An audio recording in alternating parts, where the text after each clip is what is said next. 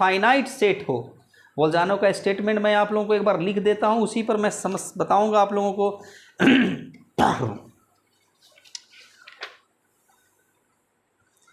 कि एवरी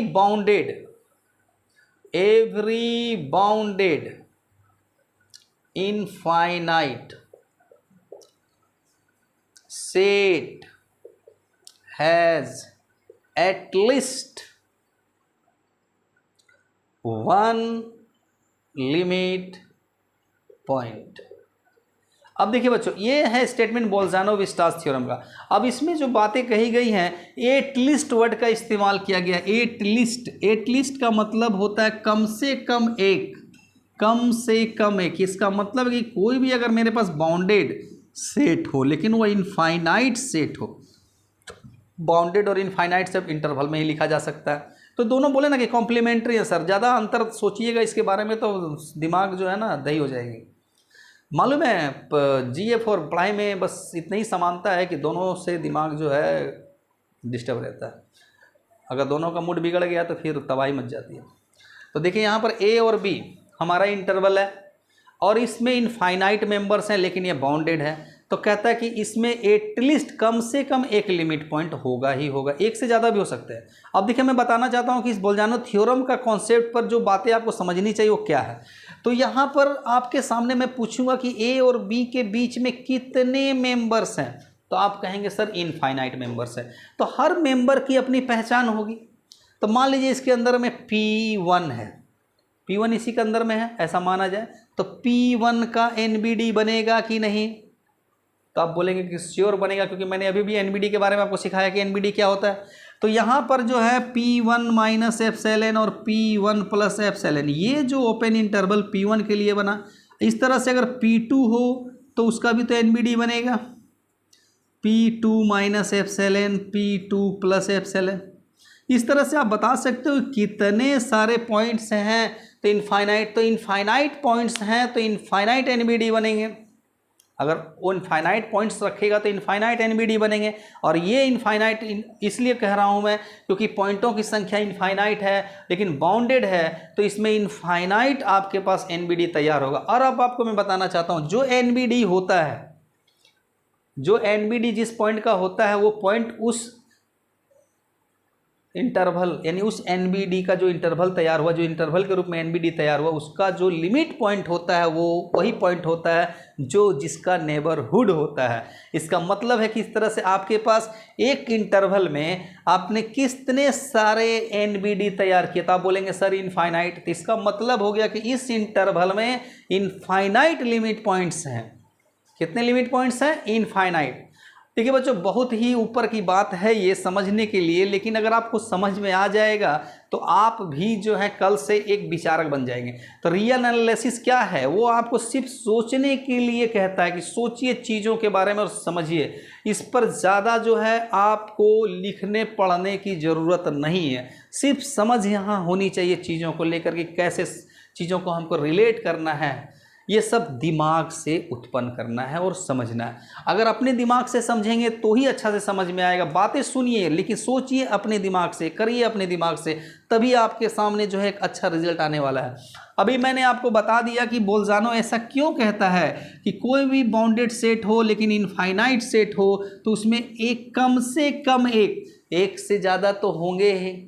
कम से कम एक बोला है यानी कि एक से ज़्यादा भी हो सकते हैं, तो उसका कथन कभी गलत नहीं है।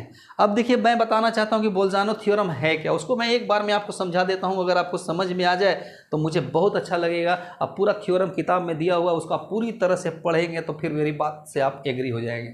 तो देखिए, माना जाए कि मेरे पास एक बाउंडेड और इनफाइनाइट सेट AB है और मुझे दिखाना है कि इसमें एटलीस्ट वन लिमिट पॉइंट होगा। अगर मैं इसको बीचों बीच बांट दूं आधा आधा में, तो यहाँ पर देखिए A प्लस B/2 और B, इस तरह से मेरे पास बन जाएंगे 3 पॉइंट वाला इंटरवल हो जाएगा।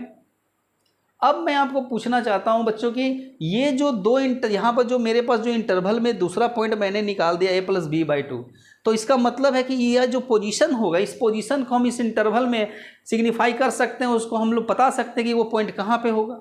तो चलिए इस पॉइंट को अगर हम कह दें कि ये जो है A के बाद C कहलाएगा वो पॉइंट, ये a plus B by two जो भी वैल्यू आ रहा है वो c के नाम से जाना जाएगा।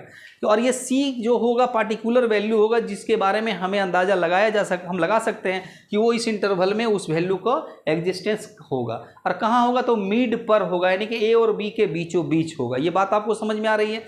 तो देखिए a से c की दूरी और c से b की दूरी बराबर होगी, क्योंकि ये मिड पॉइंट वाला टर्म मैंने बताया है, a plus B by two जो होगा उसको मैंने c बताया है। तो इस तरह से मेरे पास पूरा इंटरवल को मैं दो हिस्सों में बांट सकता हूँ, AC और CB। AC और CB दो हिस्सों में मैं बांट सकता हूँ बच्चों।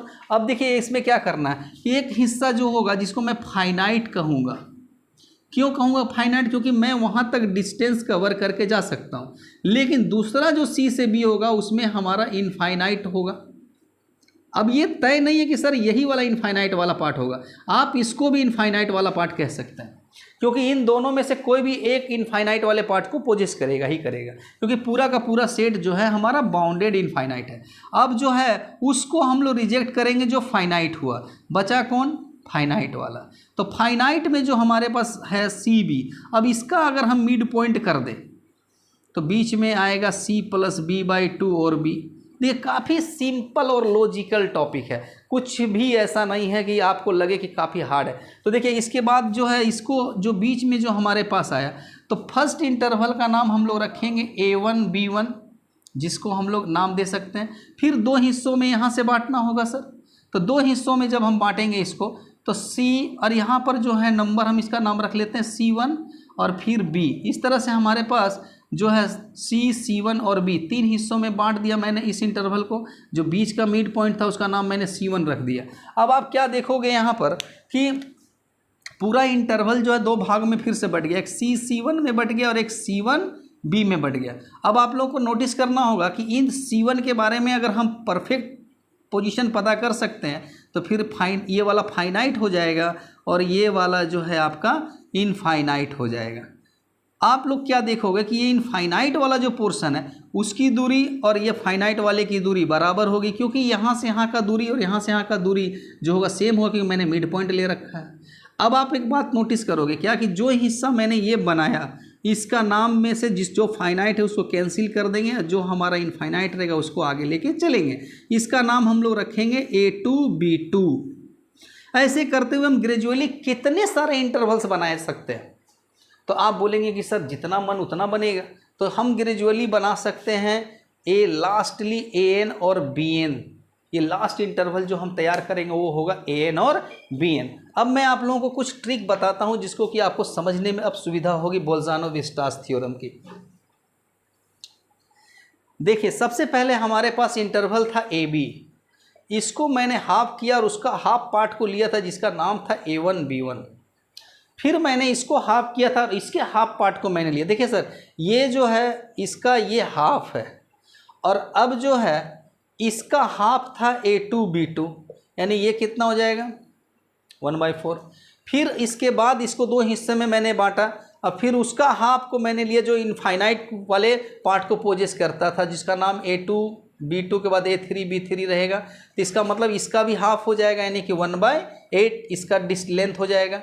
इस तरह से आप अगर आगे बढ़ते चले जाओगे और AN BN के पास अगर आप बढ़ जाओगे तो आप क्या देखोगे, आप जो है 2 का पावर 2 इसको आप लिख सकते हो, इसको 2 का पावर 3, तो यहाँ पर आ जाएगा 2 का पावर n, यानी इसकी लेंथ कितनी हो जाएगी 1/2 का पावर n। और ये जो लेंथ है इसकी जब आप लिमिट निकालते हो n टेंस टू इन्फिनिटी पर 1/2 का पावर n तो 0 आ जाएगा, यानी कि जो लास्ट इंटरवल होगा वो एकदम से नेग्लिजिबल गैप का हो जाएगा, यानी कि सिंगल पॉइंट का हो जाएगा। जो केंटर हमें बताता है कि अगर इंटरवल का गैप अगर 0 हो जाए दैट मीन्स कि उसके अंदर सिर्फ और सिर्फ एक एलिमेंट एग्जिस्ट करेगा जो कि सिंगलटन सेट या सिंगल एलिमेंट वाला इंटरवल होगा। तो हमारा जो लास्ट एलिमेंट हमारा जो दिख रहा है यहाँ पर इंटरवल, ये इंटरवल जो है एक एलिमेंट वाला हो जाएगा। अब बताइए कि मैंने इसको जिस तरह से बांटना शुरू किया था, लास्ट में AN BN पर आ गया मैं, तो यहाँ पर आपको पता चल जाना चाहिए कि लिमिट जो AN होगा, AN की जो लिमिट होगी और लिमिट जो होगी आपकी BN की, वो आपकी एक सिंगल वैल्यू की हो जाएगी, जो कि हमारा कैंटर ने सिखाया हम लोगों को। उस बेसिस पे हम कह सकते हैं कि एक लिमिट पॉइंट तो हमें मिल ही गया इस इनफाइनाइट बाउंडेड सेट्स के लिए। पूरा का पूरा थ्योरम जो है बुक में आपके सामने रखा हुआ, जो बातें मैंने बताई वो सारे चीज़ों को आप समझ गए होंगे। तो आपको ये समझ में आ जाए कि जब मैं इंटरवल को बांट के आधा आधा लेते जा रहा हूँ, तो लास्ट में जो इंटरवल आएगा वो सिंगल एलिमेंट का इंटरवल हो जाएगा। इसका मतलब है कि हम एक लिमिट पे पहुँच गए, जहाँ के बाद फर्दर डिवीजन की आवश्यकता नहीं होगी। यही बोलजानो कहता है कि हर बाउंडेड इनफाइनाइट सेट्स का एक लिमिट पॉइंट होता है।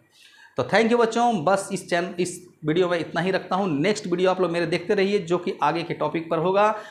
धन्यवाद, गुड नाइट।